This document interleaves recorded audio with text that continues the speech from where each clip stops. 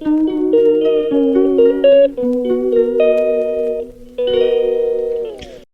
वालेकुम रहमतुल्लाहि व बरकातुहू।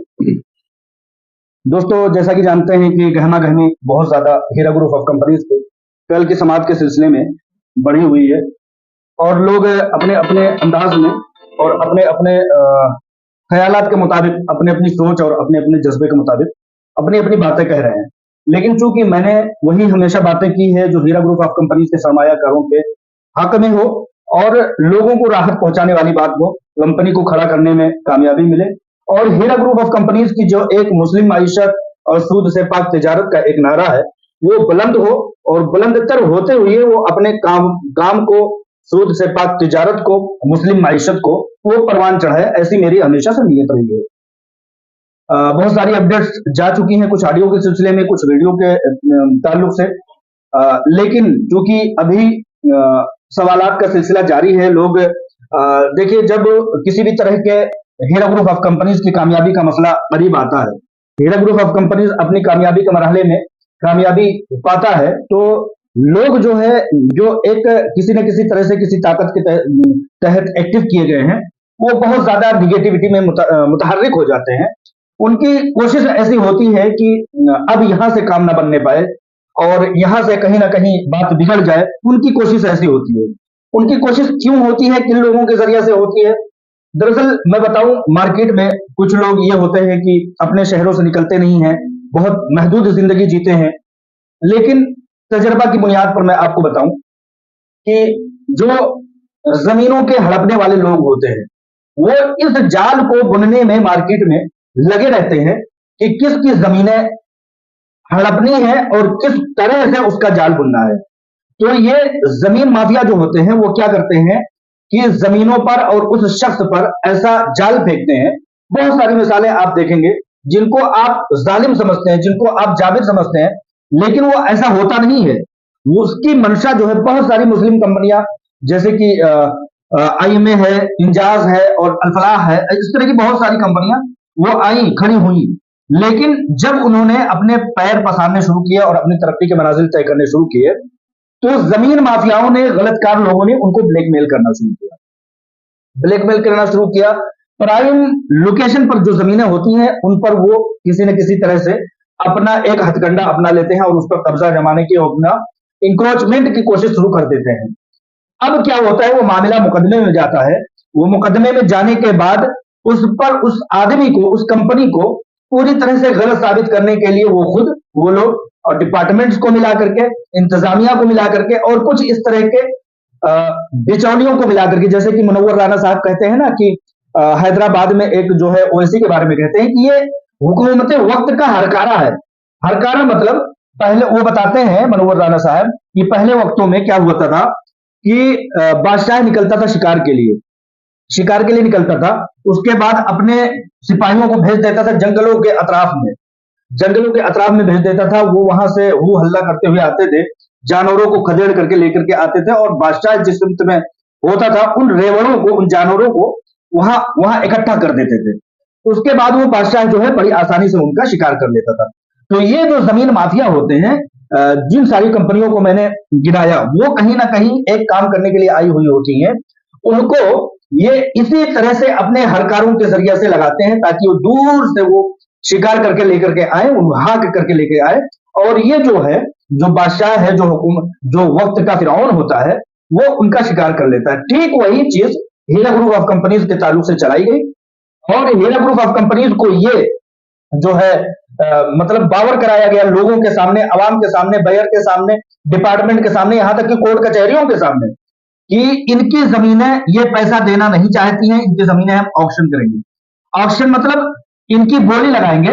अब वो जो हरकारे होते हैं वो हाथ करके लेकर के आते हैं, अब बोली लगाया जाता है, तो ये जो जमीन माफिया होते हैं, ये 100 रुपए की जमीन को 5 रुपए में, 10 रुपए में, 20 रुपए में खरीद लेते हैं और पूरा ये जो जत्था होता है हरकारों का, चाहे वो डिपार्टमेंट हो, चाहे वो इंतजामिया हो, चाहे वो मकामी जो है नेता हो, चाहे ये छोटे छोटे वो जो होते हैं, इनके जरिए से फिर इन लोगों में कुछ रकम बांट दी जाती है और फिर ये जो है ऑक्शन करके उसकी बोली लगा करके उसको 100 रुपए की जमीन 5 रुपए में, 10 रुपए में खरीद लेते हैं। ठीक इसी तरह से कल ये बात भी आई हीरा ग्रुप ऑफ कंपनीज के ताल्लुक से सामने के फरीक के लॉयर्स ने यह कहा कि हीरा ग्रुप ऑफ कंपनी की जमीनों की क्यों ना ऑक्शन कर दी जाए, यानी कि बोली लगा दी जाए, उसकी बोली लगा करके लोगों में औने पौने फरोख्त कर दिया जाए। तो जज साहब ने कहा, बड़े बरमला अंदाज में कहा कि क्या ये पैसे इन्वेस्टरों तक पहुंच पाएंगे।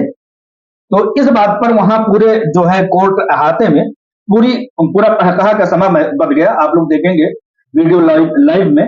तो जज साहब ये कहते हैं कि क्या ये पैसे पहुंच पाएंगे। यही चीज आलमा डॉक्टर नौहरा शेख साहिबा ने शुरू से कोशिश की कि मैं कैपेबल हूं, मैं इस बात की हकदार हूं, मेरे साथ लोगों ने मुआहिदा किया, मैं कहीं से कहीं तक ये चीज बर्दाश्त नहीं करूंगी कि लोगों के पैसे ऑक्शन, लोगों की जमीनें, पैसों से बनाई गई जमीनें वो ऑक्शन हो।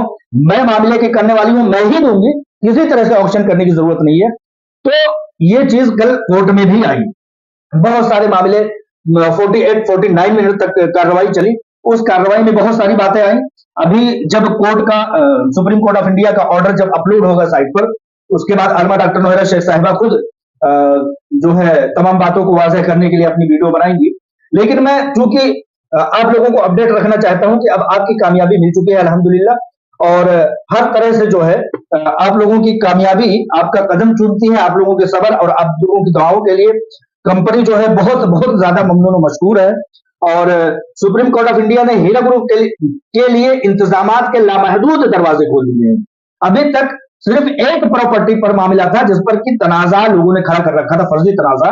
अब सुप्रीम कोर्ट ऑफ इंडिया ने यह कह दिया है कि किसी भी जरिया से हीरा ग्रुप ऑफ कंपनीज किसी भी जायदाद को, यानी कि अगर 100 प्रॉपर्टी है तो 100 प्रॉपर्टी को किसी भी तरह से मामला करके किसी भी हद तक जाकर के वो पैसों का अरेंजमेंट कर सकती थी। इससे पहले मामला क्या था, सिंगल प्रॉपर्टी को बेच करके सुप्रीम कोर्ट ऑफ इंडिया के अकाउंट में जमा करने का। तो तनाजा में या किसी भी तरह से अफवाह के मामले में खड़ी हुई जमीन को कोई खरीदने के लिए आता है, अगर जैसे कि पिछले दिनों एक साहब आए और वो बदजन होकर के चले गए, तो अब सुप्रीम कोर्ट ने इस चीज को महसूस करते हुए ये कहा कि आपके लिए दरवाजे अब खुल जाते हैं। आप तमाम प्रॉपर्टियों को, जिसमें जिस प्रॉपर्टी को आप बेचना चाहें, जिस प्रॉपर्टी का मामला करना चाहें, जिस भी जरिया से लाना चाहें, जिस भी तरह से इंतजाम करना चाहें, आप इंतजाम करें और इतने दिन का वक्त आपको दिया जाता है। लिहाजा इसी चीज को आप लोग मद्देनजर रखिए। यही फैसला, यही मामला तमाम तरह से एक टारगेट दे दिया है सुप्रीम कोर्ट ऑफ इंडिया ने। यही फैसला तमाम इन्वेस्टरों के मसले को हल करने वाला है। लेकिन जो लोग तमाम तरह की बातें करते हैं, उनके सिर्फ और सिर्फ मकसद है उनका कि मामला बदनामी को पहुंचे। मामला बदनामी को पहुंचेगा तो मामला जो जमीनों पर करना है, जो इंतजाम के करना है, जो कलेक्शन के करने हैं, या जो किसी भी तरह से हीरा ग्रुप ऑफ कंपनीज को करने हैं, वो नहीं हो पाएंगे। लोगों की ऐसी मंशा है। लेकिन अब सिर्फ हैदराबाद का मामला नहीं कि हैदराबाद की प्रॉपर्टी को फरोख्त करके लोगों के पैसे देने हैं। अब पूरे मुल्क में हीरा ग्रुप ऑफ कंपनीज की जितनी जमीनें, जितनी जायदादें और जितने भी तरह के सोर्सेज हैं, उसके जरिए से हीरा ग्रुप ऑफ कंपनीज, आलमा डॉक्टर नौहरा शेख साहिबा इंतजाम करके लोगों के पैसे देने के लिए अब पूरी तरह से उनके हाथ खुल गए हैं। जैसा कि मैंने कल कहा था कि सैकड़ों दरवाजे वहां हो गए हैं, ओपन हो गए हैं, खुल गए हैं।